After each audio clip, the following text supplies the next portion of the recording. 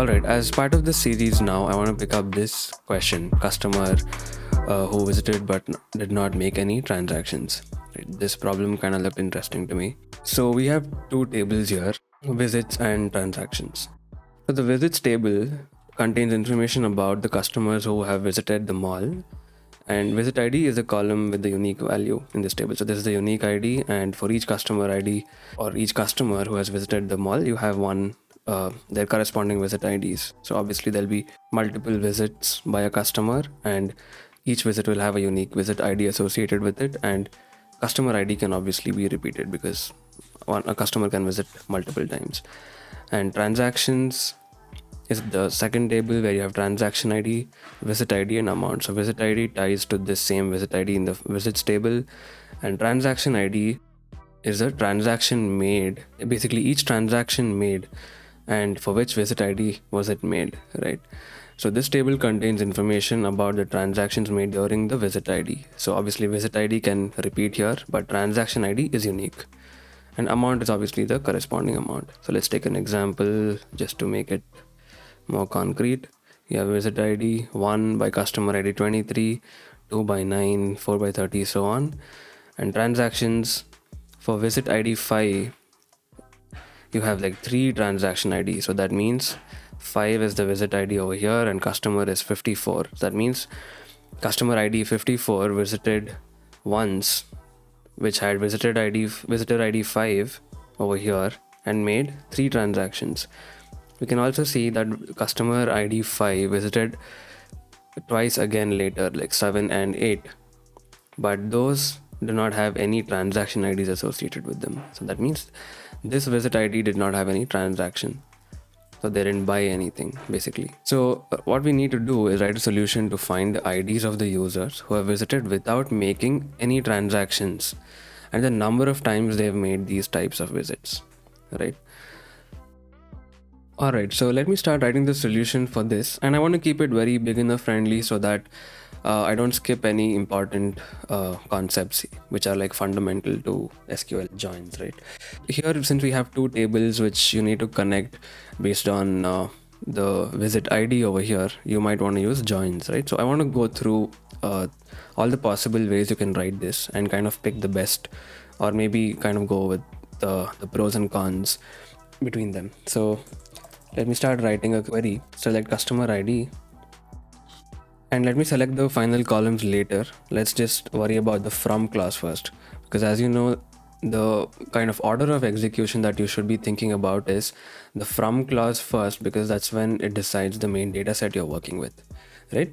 So from visits, and since you want to kind of get the transaction information for every visit, you might want to join it with transactions on visit ID, right? Because visit ID is the column here. So on a dot visit ID equal to b dot visit ID, and let me just name them A and B real quick. Now what would happen if you have this join, right? So if you have an inner join means that you get the common rows between A and B. So that would mean that I would get the visit IDs that are there in both A and B. But the question asked me to find the visit IDs that are there in A but not there in B, right? Which means the visit IDs that not have any transaction associated. That means I should not be going with this inner join, right? So let's try left join now. So this would give me all the rows from A, but only the matching rows from B, right? So that is kind of what I want, if you think about it, because I want the visits that have I want to have all the visits considered, but not the visits that have a transaction. So that means it should not even be in this table. And that is what we get with left join intrinsically, right? So let's just go with left join on visit ID equal to visit ID on both the tables. But now if I do this, what would happen is for a matching visit ID, there would be a matching full record. But if there is a visit ID that is there in A but not in B, the result data set, if you see the complete result data set, which means if I did a select star here and I got all the rows, all the columns that came from B would have null in them, right? for example, if you consider this 54 over here with visit ID 7, right? So when I join, 7 would try to join with a row here, but there is no matching row here, right? So what would happen? You would have a row with 7 and 54 from A, but from B you would have nothing. You would have nulls. So that is what we're kind of trying to leverage here and write, where B dot visit ID equal to is null, right? So that would mean that I'm going to consider all the rows from A, but when I join with B, if there is no match with B, I want only those rows. So that's why we put where b.visitId is null, right? So this would give me kind of the base data set to work with. I have all the transactions, all the visits of all the customers that do not have a transaction associated with them. And then the second part of the question says, and the number of times they made these types of visits, right? So this is basically the first part of the question. And now we want the number of times they made such visits. So all I need to do is basically get the count for each customer ID, right? Here we would have basically one customer ID, but multiple visits. What I want to do now is just group by customer ID, which is the first column here. So I would just put 1 here, and I just want the count.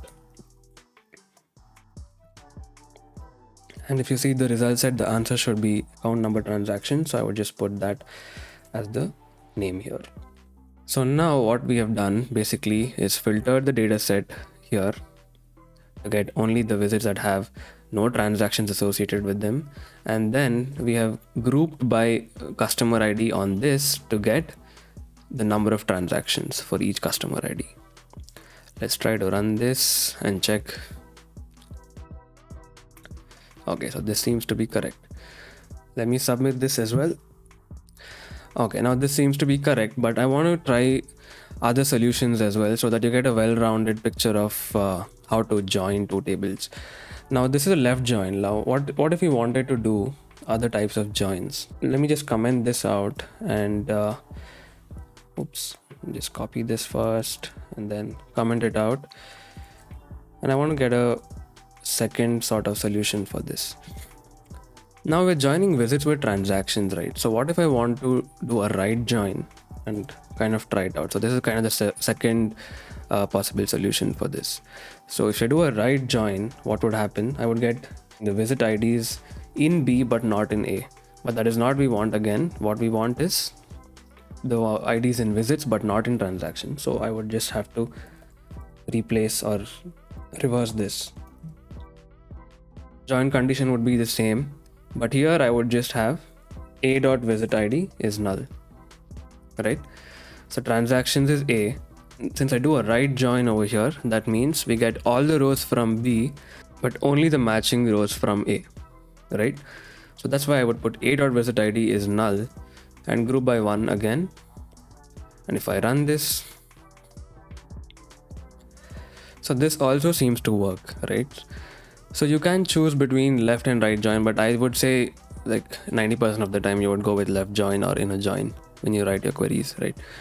So these two solutions kind of show, two different ways to write it, but they are kind of similar, right? You're just reversing this and making it a right join. So I wouldn't say these are very different, but so I want to try another third way of doing this and get the third solution as well. So this is using joins, but what if you don't want to use a join, right? This would kind of look even simpler than joins. So where you have select customer ID, comma, count star. I can take the same thing from here.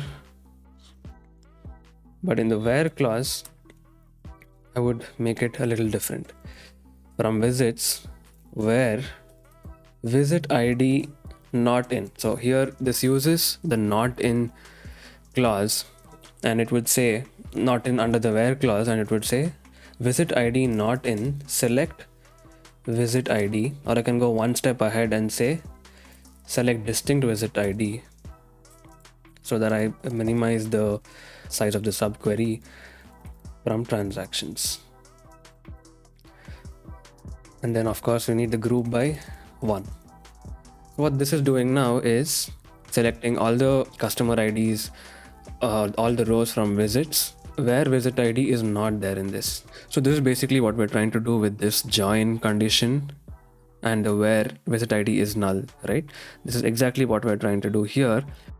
But this kind of involves a subquery, and you might want to be cautious when you use these not in clauses because they can be performance heavy. So I would say always go with the join if you can, but this is something you can do in the first sort of iteration of your solution. So let's just try this out as well. And this is correct. Alright, so that's it guys. I just wanted to explore this problem and give 3 different solutions for this and sort of the merits and demerits. I would say always go with join as much as you can, but this not in, whenever you have a subquery inside a in or not in under a where clause, it's better to be careful about what the size of this would be, right? So if this subquery itself is very big or very complex to compute, then your query efficiency might be very low. So this is something you might want to look out for.